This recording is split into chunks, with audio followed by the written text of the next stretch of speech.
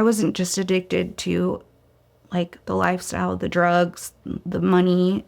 I couldn't be alone, right? And that was the root of the problem, was feeling lonely. And that's what took me back to drugs all those years ago.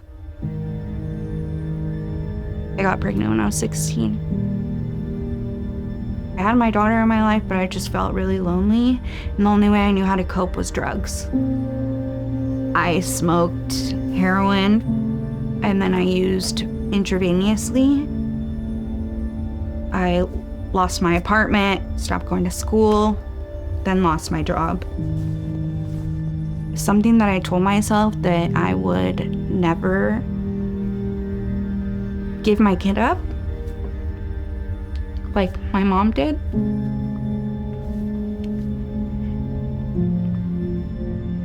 But I knew I wanted better for her.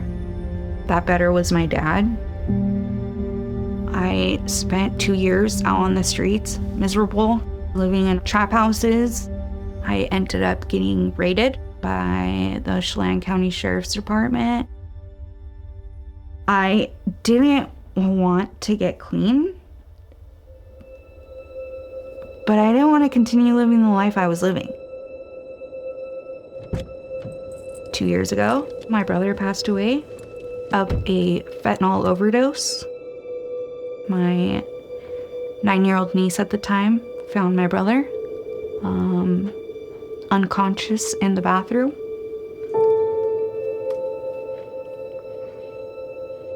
Losing him was just a huge impact on my life.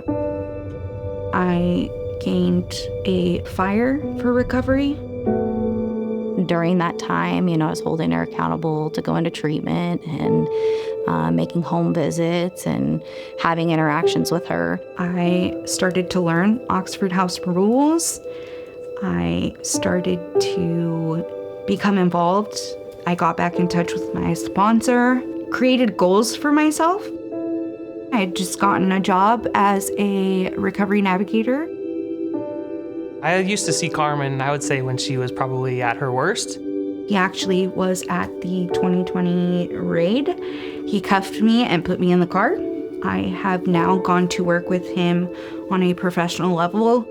It was pretty easy to see her transformation, her desire to help people, and it was good to see her making an impact in their lives. And now I'm helping people get into Oxford House because Oxford House was something that worked for me. It's really cool to see her now give back and help somebody else who's struggling and be a part of someone else's life.